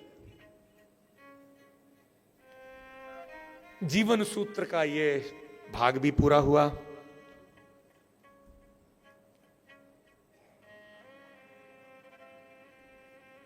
अब एक बहुत विशेष विषय को करके मैं अपनी इस सत्र को का समापन करूंगा। मोक्ष प्राप्ति, ध्यान। ध्यान एक ऐसी विधा है जो हमें करनी ही है। नहीं करोगे तो ये चित्त हमें ही खा जाएगा। बेचैन इंसान, सोचो कमरे में अकेले बैठा हो, नाखून टेढ़े टेढ़े तोड़ रहा हो, नाखून चबाए जा रहा हो, पैर मोड़े जा रहा हो, खुजा रहा हो, दांत मिसमिसा रहा हो, या रो रहा हो, परेशान हो रहा हो, क्योंकि जीवन में कोई ना कोई एक ऐसी समस्या है जिसका समाधान आपके पास तो नहीं है। हनुमान चालीसा से तो आएगा। ये भी मेरे पूर्ण आपको ये 100% कन्विक्शन है, यदि आप 10 हनुमान चालीसा रोज करते हैं और सुबह शाम करें तो निश्चित मानिए कि वो समस्या या तो समाधान हो जाएगी, ठीक हो जाएगी, या आपके अंदर उसके लिए इच्छा खत्म हो जाएगी। जय हो महाराज। 2 चीजें हैं, या तो आपको चीज मिल जाएगी, नहीं तो उस चीज के प्रति जो कष्ट है वो अंदर क्षय हो जाएगा। कोई ना कोई एक चीज तो होगी। ध्यान करना है भगवान पर, ठाकुर जी पर, तो मन तो ध्यान में लगता ही नहीं। अब बैठ जाओ, अब बैठे हो आप, ध्यान लगा के बैठे हुए, अब वो आप पढ़ रहे हो मंत्र, लेकिन बार बार रील आ रही है, चली जा रही है धमाधम धमाधम। कितने हैं जिनकी रील चल रही है अच्छी खासी, हम पूछेंगे नहीं हाथ उठाओ, सबके हाथ उठाएंगे। इसमें निश्चित है, ये सत्य, रील चल रही है। ये जो रील चलती है ना, ये जो आप मोबाइल में, ये सड़क है, एक मिल गया उसमें डांस करता हुआ, एक मिल गया उसमें खाना बना खाता हुआ, एक मिल गया उसमें कोई बड़ा झगड़ा करता हुआ, एक सब मिल रही। एक हमारे जैसे कुछ आयुर्वेद बोलने वाले भी मिल जाते हैं उसमें बीच बीच में। सड़क है बिल्कुल, दुकानें लगी हुई हैं, आप चल रहे हो उसमें रील में। ऐसे ही रील यहां चल रही है बराबर, ये आ रहा है, वो आ रहा है, ये आ रहा है, वो आ रहा है। 1 मिनट भी मन आपके साथ है ही नहीं। और जब मैं ये ढूंढता, मैं भी तो इससे का रोगी था, अब मैं काफी हद तक इस रोग पर बहुत बहुत धन्यवाद देता हूं इस चरक संहिता को, इसने सहायता कर दी। कथिता पुरुषी अध्याय में महाराज चरक संहिता के शरीर स्थान में मोक्ष का उपाय बताया है। आप तो संहिता के व्यक्ति हो महाराज, सुनिए, यदि ये आप जान गए, ये ऐड कर लें, इसके बाद में ठाकुर जी की ऐसा ध्यान लगेगा, आप कहोगे कि क्या बात है। लेकिन उस वक्त चरक जिसने आपको ये दिया है उसको भी प्रणाम कर देना, क्योंकि ऋषियों को प्रणाम करना हमारी संस्कृति का अभिन्न अंग है।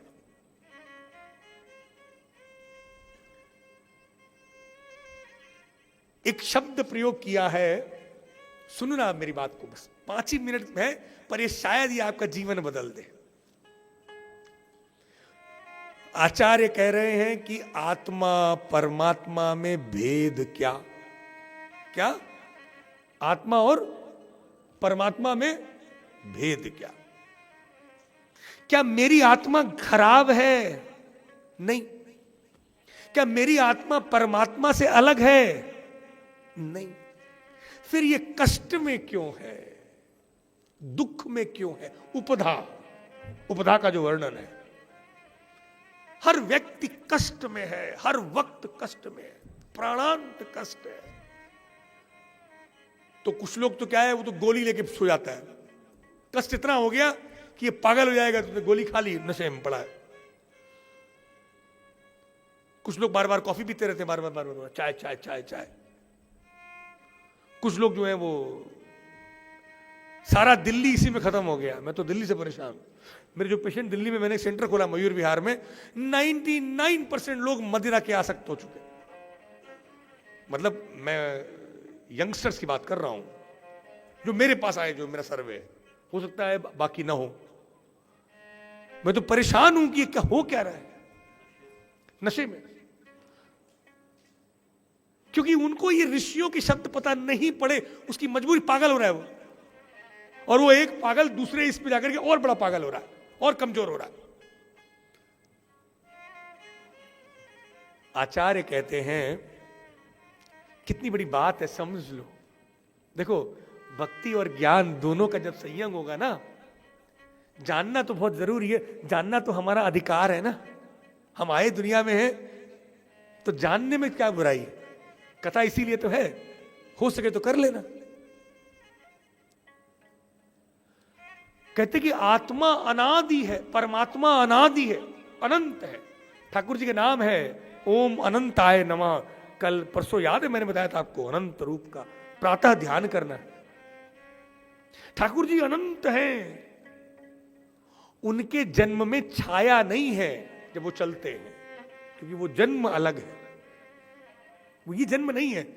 पूज्य पिताजी महाराज बताया ना, ये पौरुषेय नहीं है, अपौरुषेय कथा है। ये जो आत्मा जो जन्मी है, जो आप हैं, जो मैं हूं, जो आप हैं, जो सब बैठे हैं, आचार्य कहते हैं मोह, इच्छा, द्वेष, कर्मजः पुरुषः इति संज्ञकः। यदि पूर्व जन्म में ये तीन समस्या ना होती तो ये जन्म नहीं लेती आत्मा, परमात्मा के साथ में ही न रहती। इसने तीन काम करे जिस कारण से इसको बंध में आना पड़ा।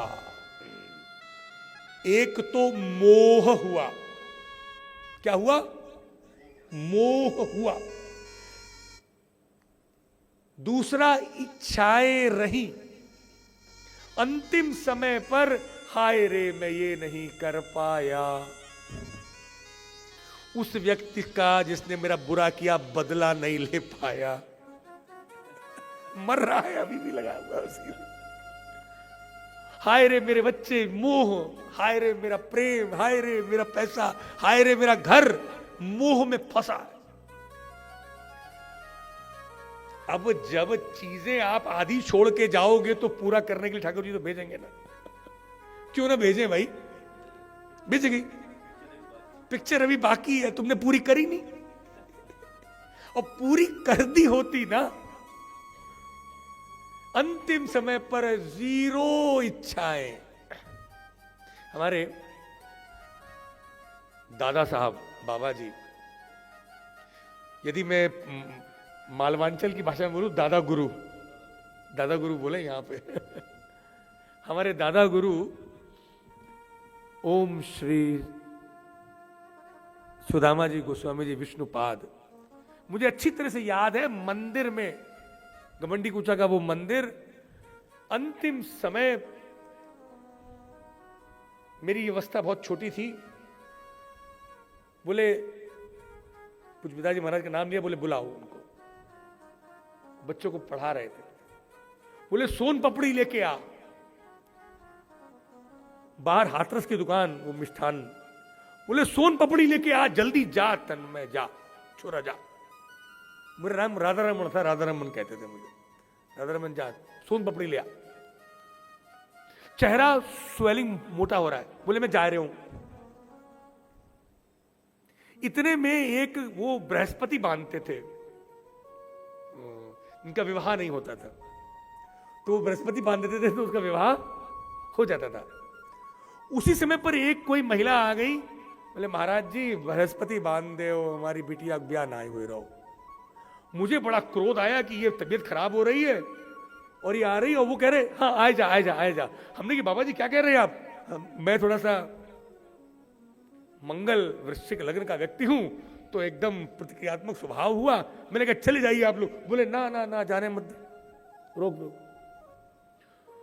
सोन पपड़ी खाई, उसका बृहस्पति बांधा। इतने में पिताजी को बुलाया और चतुश्लोकी भागवत करना शुरू कर दिया। सारी इच्छाएं खत्म करी। एक विचार आ गया उनके मन में अंतिम समय पर शायद कि सोन पपड़ी आ जाए, वो भी छोड़ी नहीं। कर्म योग था, वो भी कर दिया, किसी आसक्ति के लिए नहीं। और चतुश्लोकी भागवत, अहमेवा समेवाग्रे नान्यत यत यद सत्परम, और नॉन स्टॉप करते रहे। और पिताजी के साथ में हाथ में ही धीरे धीरे धीरे धीरे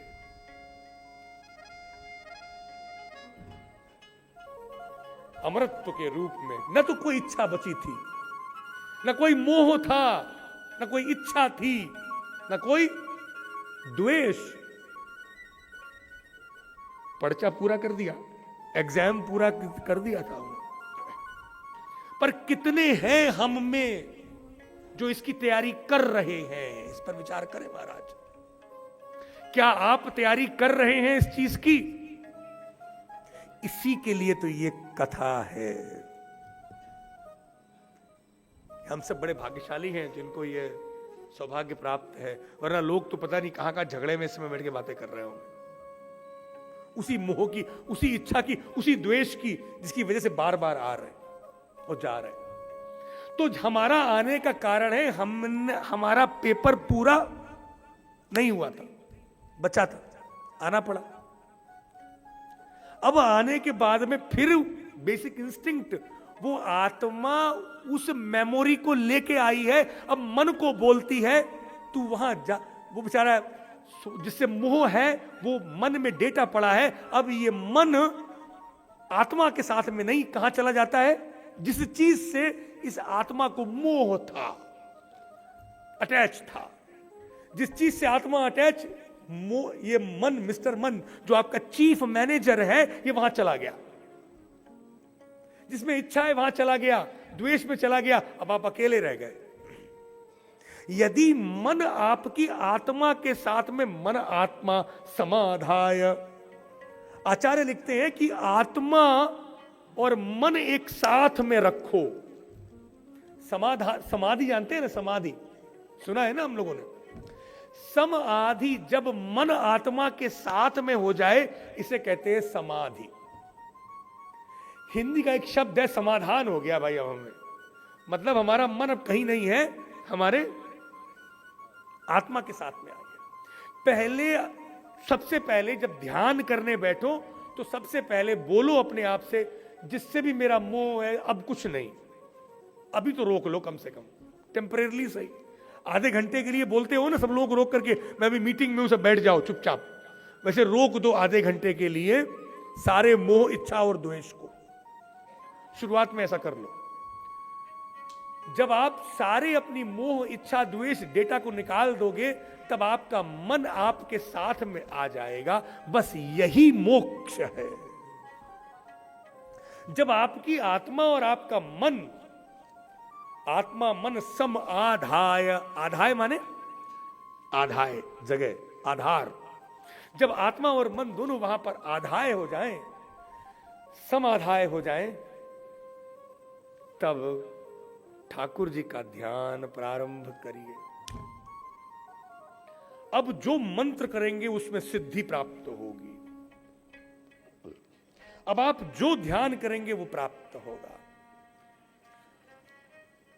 ओम त्र्यंबकम यजामहे सुगंधिम पुष्टिवर्धनम उर्वारुकमिव बंधनान् मृत्योर्मुक्षीय बंधनात्। यह मैं इसको भूल जाता था, तो मैं मॉस्को में जाके मैंने अपने हाथ में इसको लिखवा लिया। भारत में नहीं लिख पाया इतना अच्छा। मृत्युंजय मंत्र आपके मन को आत्मा के साथ में जोड़ देता है। अब आप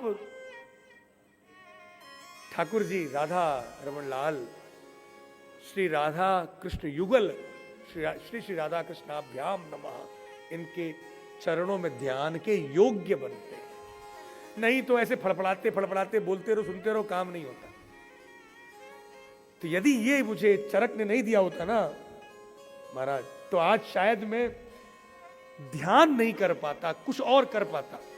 आप पैसा कमा लोगे, आप नाम भी कमा लोगे, आप हो सकता है लोगों को खुश भी कर लोगे,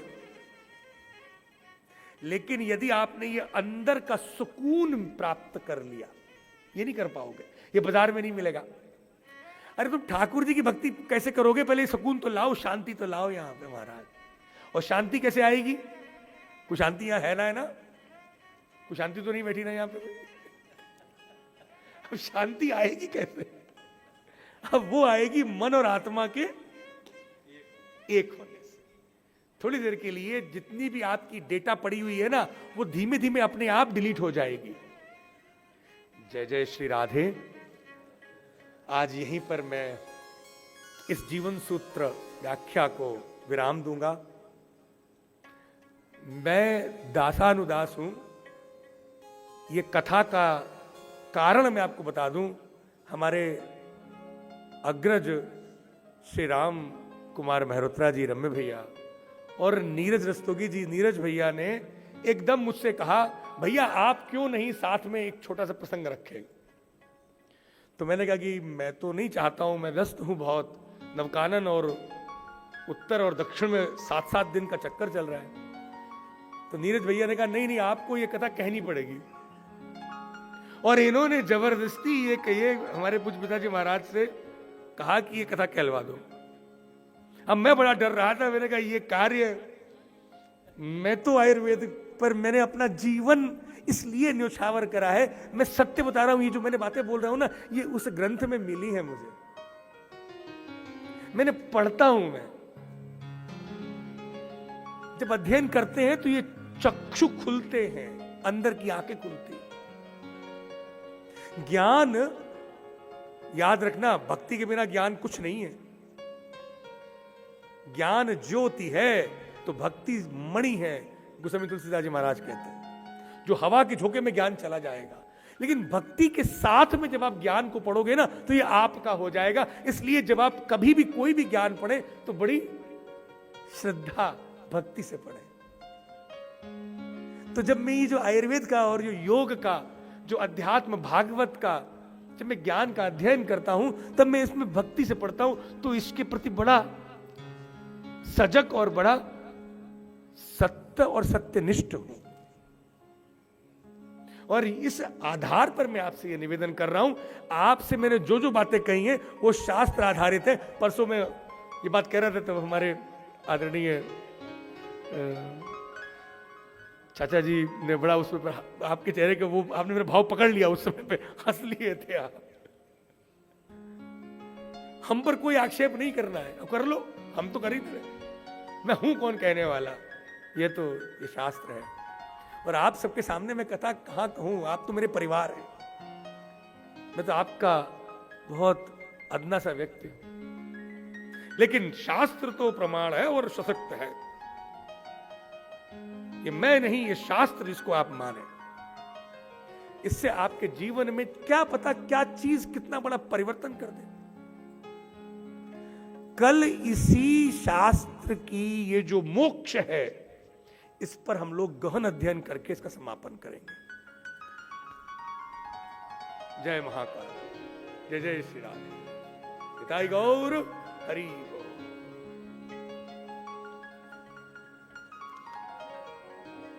आनंद आएगा महाराज, आप आएंगे।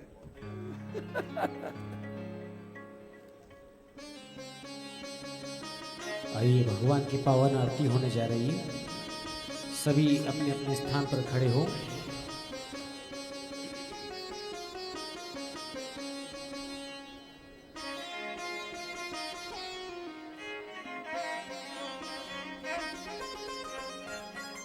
हरि ओम चंद्रमा मनसो जातचुः सूर्यो अजायत शोस्त्रः द्वादश प्राणस्य मुखात् अग्निरजायत।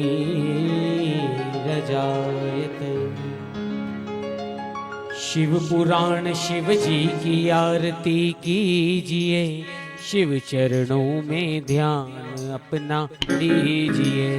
शिव पुराण शिव जी की आरती कीजिए, शिव चरणों में ध्यान अपना दीजिए। ये महाग्रंथ है शिव पुराण, सन्मार्ग बताने वाला, बिगड़ी को बनाने वाला। ये महाग्रंथ है शिव पुराण, सन्मार्ग दिखाने वाला, बिगड़ी को बनाने वाला। सुनते सुजान करते हैं पान, सुनते सुजान करते हैं ज्ञान। शिव अमृत रस को पीजिए, शिव चरणों में ध्यान अपना दीजिए। शिव पुराण शिव जी की आरती कीजिए, शिव चरणों में ध्यान अपना दीजिए। झांकी अनूप कल्याण रूप सबके मन को यह भाए, मन मंदिर में बस जाए। झांकी अनूप कल्याण रूप सबके मन को ये भाए, मन मंदिर में बस जाए। शिव ध्यान लगा मन को भी जगा, शिव ध्यान लगा मन को भी जगा। तन मन धन अर्पण कीजिए, शिव चरणों में ध्यान अपना दीजिए। शिव पुराण शिव जी की आरती कीजिए, शिव चरणों में ध्यान 24,000 श्लोकों का सार यह पावन ग्रंथ कहाए, शिव की महिमा बतलाए।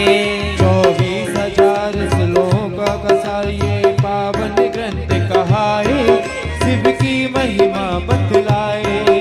हो जा पुनीत विषयों को जीत, हो जा पुनीत विषयों को जीत, हो जा पुनीत विषयों को जीत, पुनीत विषयों को जीत। मन कामना फल सब कीजिए, शिव चरणों में ध्यान अपना दीजिए। शिव पुराण शिव जी की आरती कीजिए, शिव चरणों में ध्यान अपना दीजिए। हरि बोल।